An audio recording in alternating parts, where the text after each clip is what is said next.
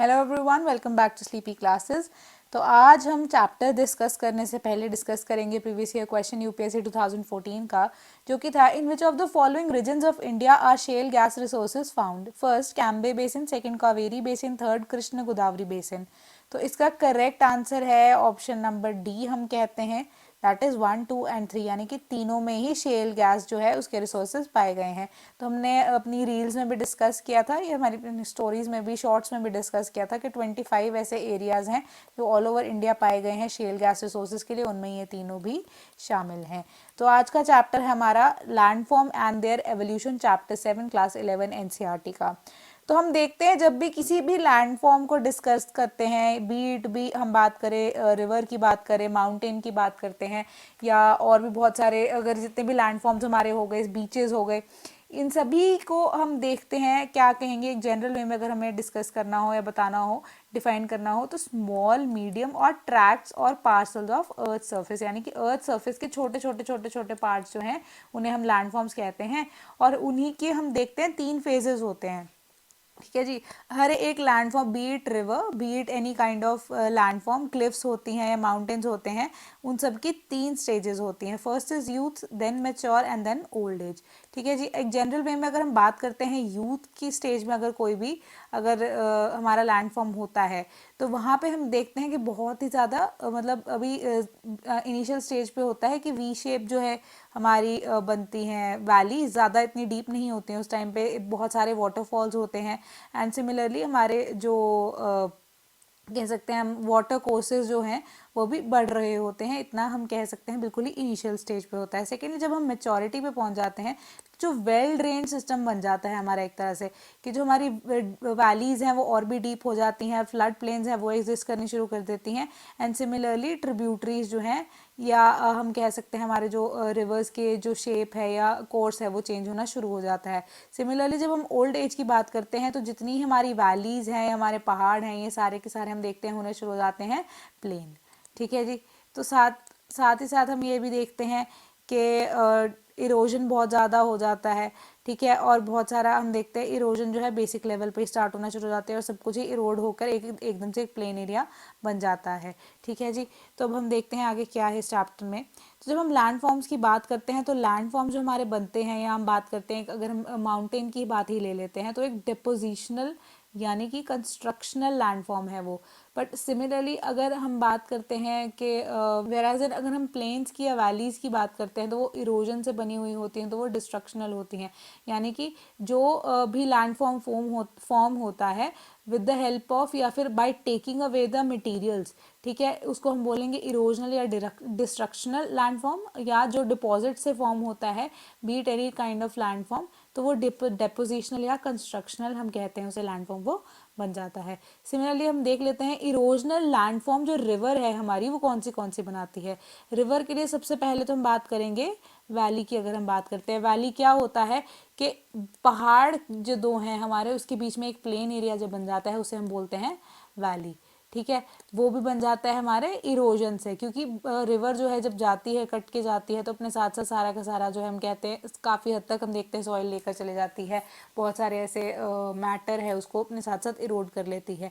तो जैसे ही course change होता है रिवर का, तो वो एरिया बन जाती है वैली। सिमिलरली पॉट होल्स बन जाते हैं बहुत सारे, हम देखते हैं छोटे छोटे, अगर हम देखें ये एरिया जो है ये पॉट होल है हमारा, कि बहुत सारे गड्ढे बन जाते हैं। सिमिलरली छोटे छोटे गड्ढे जो बन जाते हैं उन्हें हम पॉट होल्स बोलते हैं। सिमिलरली प्लंज पूल्स की अगर हम बात करें तो प्लंज पूल्स जो हैं डायरेक्टली जब वाटरफॉल होता है हमारा, वाटरफॉल होने के बाद जो पर्टिकुलरली वाटर डिपॉजिट होना शुरू हो जाता है, यहाँ जहाँ से वाटरफॉल हो रहा होता है उसका बेस लेवल पे हम देखते हैं कि एक एरिया या एक वैक्यूम क्रिएट होना शुरू हो जाता है, एक खाली स्पेस क्रिएट होनी शुरू हो जाती है जो वाटर से फिलअप होनी शुरू हो जाती है, उसे हम बोलेंगे प्लंज टूल्स। मियांडर्स की बात करते हैं तो मियांडर जो होती है हमारा रिवर कोर्स को, यानी कि हम कह सकते हैं टर्न्स को, अगर हम बोल सकते हैं ये मियांडर्स होती हैं। सिमिलरली मियांडर्स यानी कि चेंज ऑफ कोर्स के साथ साथ बहुत ज़्यादा इरोजन भी साथ में ही रिवर लेकर जाती है। सिमिलरली रिवर टेरेसेस यानी कि बहुत सारे ये हम बोलते हैं फ्रिल्स बना देती है। ठीक है, फ्रिल्स यानी कि बहुत सारे टेरेसेस, जैसे हम टेरेस फार्मिंग की बात करते हैं तो वहाँ पे बहुत सारे स्टेप्स नहीं बन जाते, वैसे ही रिवर जो है डिफरेंट लेवल पे हम कह सकते हैं रिजेस को बना देती है, डिफरेंट फ्रिल्स को बना देती है, तो वही टेरेसेस जो है उन्हें हम रिवर टेरेसेस बोलते हैं। और अगर यही टेरेसेस अगर हम देखें इक्वी डिस्टेंट पे हैं तो वो पेड टेरेसेस होंगे, और डिस्टेंस इक्वल नहीं है तो वो अनपेड टेरेसेस होंगे। तो देखते हैं हम डेपोजिशनल लैंडफॉर्म्स कौन से बनाती है हमारे रिवर।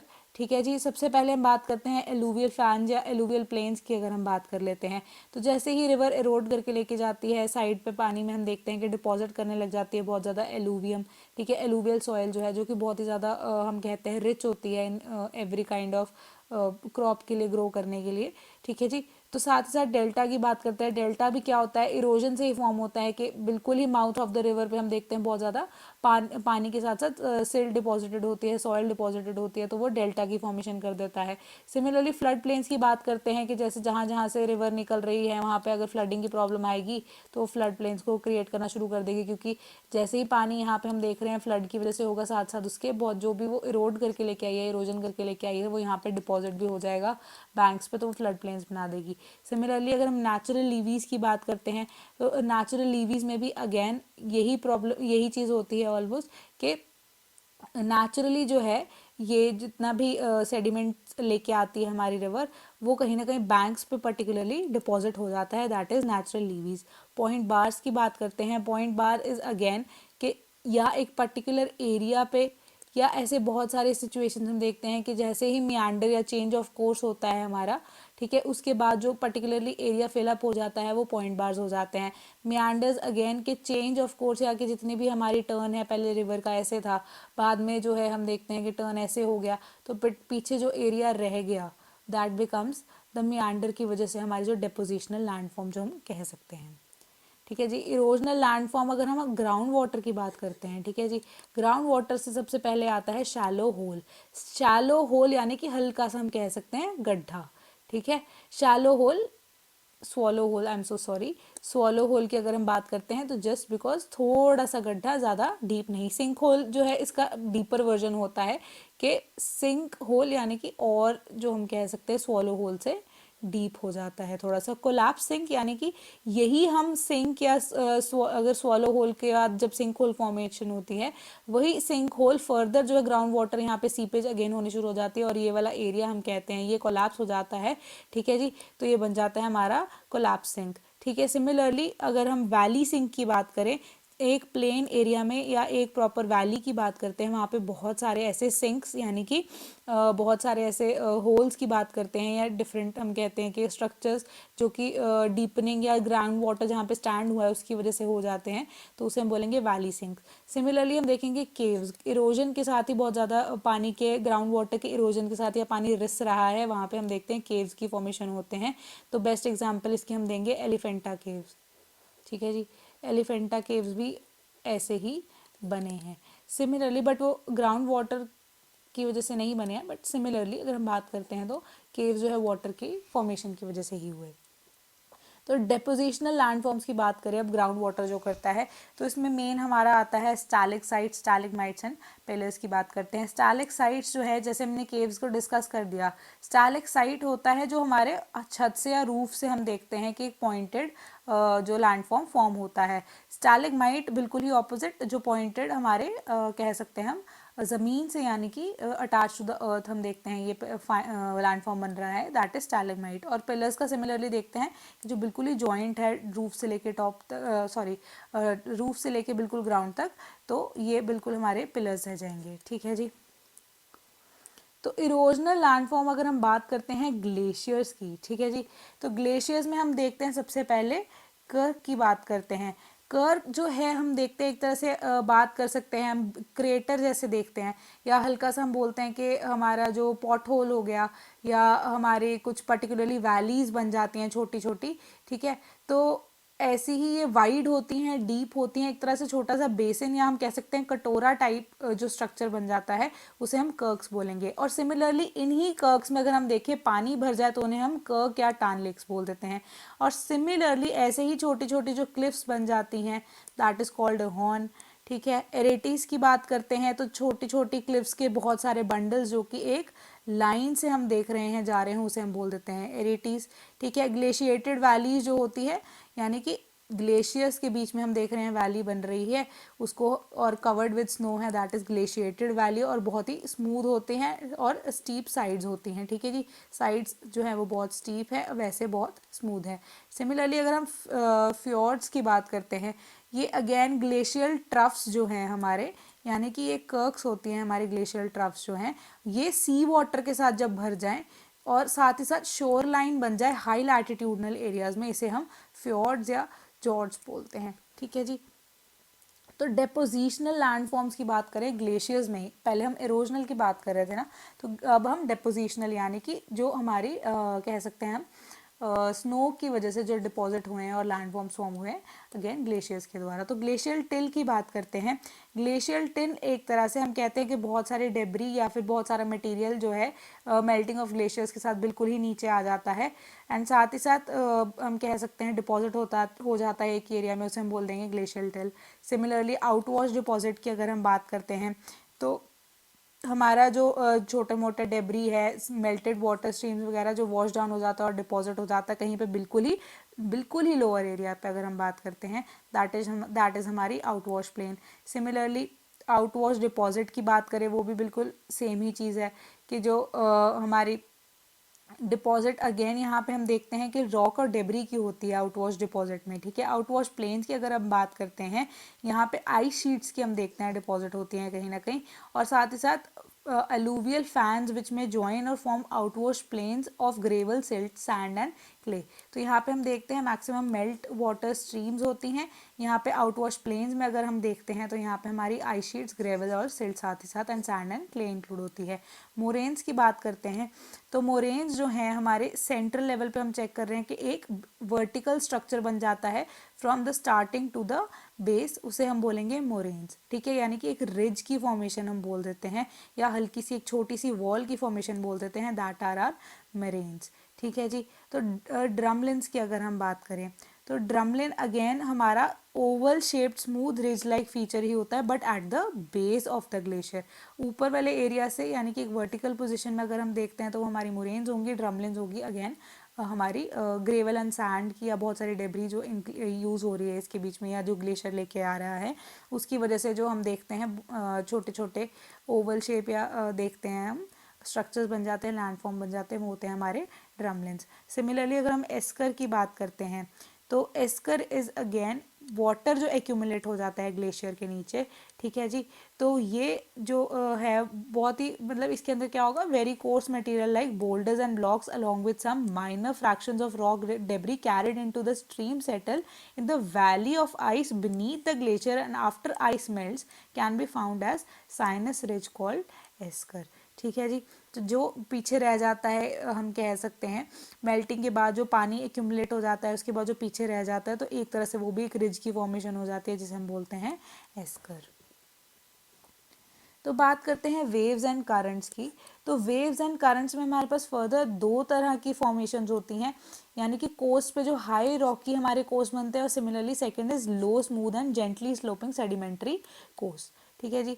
तो हाई रॉकी कोस्ट की अगर हम बात करें तो हाई रॉकी कोस्ट में सबसे पहले तो बनती हैं क्लिफ्स अगेन छोटे छोटे पहाड़ों की अगर हम बात करें तो those are cliffs. Wave cut platform यानी कि हम देखते हैं कि ऐसी ही क्लिफ बनी है हमारे पास, उसके बीच में से कटिंग हो जाती है, अगेन बहुत सारे लैंडफॉर्म्स उसकी वजह से फॉर्म हो जाते हैं। वेव कट टेरेसेस यानी कि ऐसे ही टेरेसेस पानी की वजह से हम देख रहे हैं कट हो रहे हैं।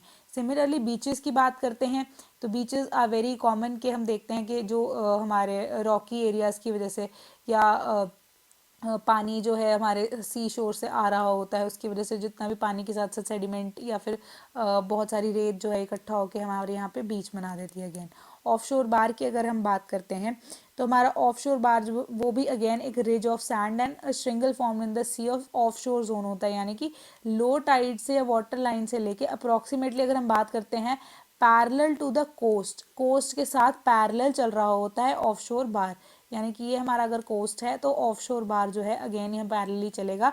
सिमिलरली यहाँ पे भी हम देखते हैं कि डिपॉजिट्स होती हैं, एक छोटी सी रिज बनकर रह जाती है, लो टाइड में ये फॉर्म होती है। सिमिलरली बैरियर बार की अगर हम बात करते हैं, ये भी एक तरह का ऑफशोर बार है, ठीक है, which is further exposed in addition of sand, ठीक है। यहाँ पे सैंड भी इसमें इंक्लूड होती है। यहाँ पे अगर हम बात करते हैं तो यहाँ पे हमारे सैंड के साथ साथ ये एक श्रिंगल फॉर्मेशन में होती है। सिमिलरली जब हम बात करेंगे बैरियर बार की बात करते हैं तो अगेन ये सिर्फ और सिर्फ सैंड की वजह से ही बनती है एंड इट इज़ एक्सपोज्ड। ठीक है जी, फर्दर एंड अगर हम बात करें अब स्पिट की, ये भी एक तरह का बैरियर बार ही होता है और साथ ही साथ ये बे के आगे हम देखें तो बन जाता है, यानी कि हमारे बे कनकेव हम देखते हैं मोस्ट प्रोबेबली एक स्ट्रक्चर हो रहेगा हमारा, तो उसके आगे या उसके फ्रंट पे हम देखते हैं कि जो सैंड का एरिया या डिपोजिशन हो जाती है उसे हम बोलते हैं बैरियर बार, के साथ साथ स्पिट बोलते हैं। सिमिलरली लेगून की अगर हम बात करते हैं तो एक narrow channel of water, again जो अपनी मेन जो स्ट्रीम से अलग हो रहा है और फर्दर बाकी जाके फर्दर मेन स्ट्रीम में जुड़ रहा है।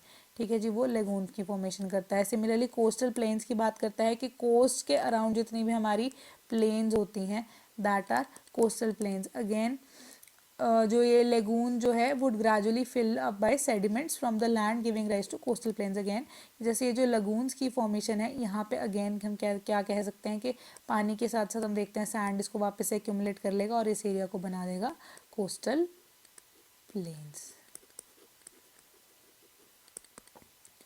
तो हम देखते हैं erosional landforms, waves and currents की। अगेन सी केव्स की बात करते हैं कि जैसे अजंता केव्स की बात की मैंने आपसे, ठीक है जी, सेम सेम ही चीज़ में ऐसे होता है कि base the lashing waves against the base of the cliff and the rock debris that get smash against the cliff along with the lashing waves create hollows and these hollows get widen and deepen to form the sea caves. ठीक है जी, कि ऐसे ही हमारा structure जो है एक बड़ा सा रॉक अगर हम देखते हैं तो यहाँ पे हम देखते हैं कि वेव्स एंड करंट्स इसको हिट कर रही हैं और साथ ही साथ ही बीच में से ब्रेक या क्रैक होना शुरू हो गया तो अलग अलग तरह के स्ट्रक्चर्स की फॉर्मेशन होती है। सिमिलरली सी स्टैक की अगर हम बात करते हैं, सी स्टैक जो छोटे छोटे हम देखते हैं पत्थर, यहाँ पे हम आपको पिक्चर में दिखा रहे हैं कि हमारे जो सी स्टैक्स है जो सिमिलरली एक बड़े बड़े पत्थर की वजह से बीच में से सेंटर से अलग हो गए हैं और छोटे छोटे हम कह सकते हैं आइलैंड बना रहे हैं। आइलैंड भी नहीं, खैर बहुत छोटे छोटे एरियाज़ को या स्ट्रक्चर्स को या लैंडफॉर्म्स को बना रहे हैं बिल्कुल, तो उसे एक तरह से क्लिफ भी कह सकते हैं बीच में, तो इसे हम सी स्टैक्स कहते हैं। तो डेपोजिशनल लैंडफॉर्म्स की अगर हम बात करें वेव्स एंड करंट्स की तो सिमिलरली अगेन यहाँ पे बीचेस, बार्स, स्पिट, ऑफशोर बार, बैरियर बार, ये सब इसमें ही इंक्लूड होते हैं। तो हम विंड्स को नज़र में मार लेते हैं थोड़ा सा, दैट इज़ इरोजनल लैंडफॉर्म्स। जो विंड जो है कैसे हम देखते हैं कि लेकर आती है, इरोड करती है सारी चीज़ों को और कौन से स्ट्रक्चर्स फॉर्म करती है। सबसे पहले बात करते हैं पेडिमेंट की। ये हल्का सा हम कह सकते हैं स्लोप जो है at the foot of a cliff, यानी कि विंड से जो भी एक क्लिफ से नीचे आया हुआ हम कह सकते हैं शैलो स्लोप होगा, उसे हम बोलेंगे पेडिमेंट। सिमिलरली इंसलबर्ग की बात करते हैं। इंसलबर्ग एक तरह से आइलैंड होता है, इंसल एंड आइलैंड से आप याद रख सकते हैं। ये एक आइलैंड होता है, एक जो कि हम देख सकते हैं छोटी सी आइलैंड या क्लिफ बना के रख देता है, दैट इज़ एन इंसलबर्ग। तो पीडिया प्लेन की अगर हम बात करते हैं तो pediplain is a broad relatively flat rock. ठीक है जी, अगर हम बात करें फ्लैट रॉक है पीडिया प्लेन की बात करें तो that is a flat rock which is formed by joining several pediments, यानी कि बहुत सारे छोटे छोटे हम देखते हैं कि बेसिस को या पेडिमेंट्स को अगर हम ज्वाइन करके रख दें तो एक जो हमारा रॉक बन जाएगा that will be known as pediplain. ठीक है जी। सिमिलरली प्लाया की अगर हम बात करते हैं तो वही बिल्कुल प्लेन एरिया या जहाँ पे हम कह सकते हैं फॉर्मेशन ऑफ हल्की सी एक प्लेन एरिया जो फर्दर जो है फिलअप हो जाता है विद द वाटर। ठीक है जी, covered by water slowly filtrates into the ground water system और evaporates into the atmosphere causing the deposition of salt, land and mud. ठीक है जी, यहाँ पे एक पर्टिकुलर प्लेन एरिया आ जाता है, प्लेन एरिया में पानी भरा हुआ है, इसकी इवेपोरेशन हो जाती है और यहाँ पे सॉल्ट हमारा और बहुत सारे मिनरल्स रह जाते हैं, इसको हम बोलेंगे प्लाया। ठीक है, एल्कली फ्लैट्स की अगर हम बात कर देते हैं कि प्लाया जो है बहुत सारे एल्कलीज या सॉल्ट्स के साथ भर जाती है तो उसे हम एल्कली फ्लैट्स बोलेंगे। सिमिलरली डिफ्लेशन हॉलोज की अगर हम बात करते हैं तो डिफ्लेशन हॉलोज जो है बहुत सारे हम देखते हैं कि टॉप लेवल सॉइल को या बहुत सारे छोटे छोटे पत्थरों को जो हमारी विंड ब्लो करके ले जाती है, जो उसके पीछे बीच में स्ट्रक्चर रह जाता है उसे हम बोलेंगे डिफ्लेशन हॉलोज। सिमिलरली हमारा ब्लो आउट्स की अगर हम बात करते हैं जो छोटे छोटे डिप्रेशन क्रिएट हो जाते हैं रॉक के अंदर। ठीक है, बहुत ज़्यादा हम कह सकते हैं एब्रेशन की वजह से या विंड की वजह से, सैंड की वजह से उन्हें हम ब्लोअर्स बोलेंगे। सिमिलरली केव्स की अगर हम बात करते हैं कि पानी के साथ साथ यहाँ पे विंड्स का भी योगदान है कहीं ना कहीं, कि जो विंड है वो ब्लो कर देती है बहुत सारे हम कह सकते हैं केव्स के अंदर जैसे पानी से तो वो चीज़ टूट जाती है। सिमिलरली पानी के साथ जब वो रॉक्स या पत्थर छोटे छोटे छोटे छोटे टुकड़ों में टूटते हैं तो कहीं ना कहीं विंड्स भी इसको कैरी कर देती है और बीच वाले एरियाज को और डीप और वाइडन करने में हेल्प करती है, जिस वजह से केव्स की फॉर्मेशन हो जाती है। सिमिलरली मशरूम भी एक रॉक लाइक स्ट्रक्चर है या एक छोटा सा एरिया या लैंडफॉर्म ऐसे फॉर्म हो जाता है मशरूम की शेप में, again due to the wind के इरोजन की वजह से। तो डेपोजिशनल लैंडफॉर्म्स ऑफ विंड्स की अगर हम बात करते हैं तो यहाँ पे ज़्यादातर हम बात करेंगे सैंड ड्यून्स के बारे में। बेसिकली यहाँ पे सिर्फ और सिर्फ सैंड ड्यून्स की बात ही हो रही है और अलग अलग नाम दिए गए हैं स्ट्रक्चर के अकॉर्डिंगली। तो सैंड ड्यून्स वही होते हैं कि रेत जो है इकट्ठे होती है विंड से कैरी अवे हो जाती है सैंड, तो डिफरेंट डिफरेंट स्ट्रक्चर्स को बनाती है, that is डेपोजिशनल landforms of the winds. तो बर्चन्स ही उनमें से एक है। तो बर्चन्स में हम देखते हैं कि क्रिसेंट शेप की होती है, क्रिसेंट शेप में जो क्लिफ्स की फॉर्मेशन हो जाती है, एक हल्की सी हीप बन जाती है, दैट इज अ बर्चन। ठीक है जी। पैराबोलिक ड्यून्स की अगर हम बात करते हैं, अगेन ये भी एक बर्चन है, ठीक है, फॉर्म विद विंड। ठीक है, they are form when sandy surfaces are partially covered with vegetation, यानी कि पेड़ है बीच में, एक कोई भी ऐसे बर्चन बनी हुई है, अगेन बीच में एक वेजिटेशन है बहुत सारी, और बर्चन के साथ साथ हम देखते हैं वेजिटेशन है, और ये क्या बना जाएगा, पैराबोलिक ड्यून्स। सिमिलरली अगर हम सीफ की बात करते हैं, सीफ भी अगेन एक बर्चन है with a small reference that is only one wing और पॉइंट, यानी कि एक छोटी सी क्लिफ अगेन जो है हमारी बर्चन जो बन जाती है, एक सिंगल बर्चन जो बन जाएगी हमारी, उसे हम बोलेंगे सीफ। लॉन्गिट्यूडनल ड्यून्स की बात करेंगे तो लंबाई में या लॉन्ग रिजेस के बेसिस पे अगर हम देखें एक ही क्लिफ जो है कॉन्टिन्यूएशन में जा रही है, that is are longitudinal dunes. Similarly अगर हम ट्रांसवर्स ड्यून्स की बात करते हैं तो बहुत सारी हम देखते हैं कि क्लिफ्स बन रही हैं, ट्रांसवर्स वेव हमारी ऐसी होती है ना, तो ऐसे इसी शेप में अगेन बहुत सारी क्लिफ्स बन रही हैं, that is our transverse dunes. ठीक है जी। तो इस चैप्टर में फिलहाल इतना ही। तो UPSC previous year question for the next classes with the reference to the management of minor minerals in India, consider the following statements. First, sand is a minor mineral according to the prevailing law in the country. Second, state governments have the power to grant mining leases of minor minerals, but the powers regarding the formation of rules related to the grant of minor minerals lie within the central government. Third, state governments have the power to frame rules to prevent illegal mining of minor minerals. तो मिलेंगे इसके answer के साथ next class में। Till then keep studying, keep supporting and thank you.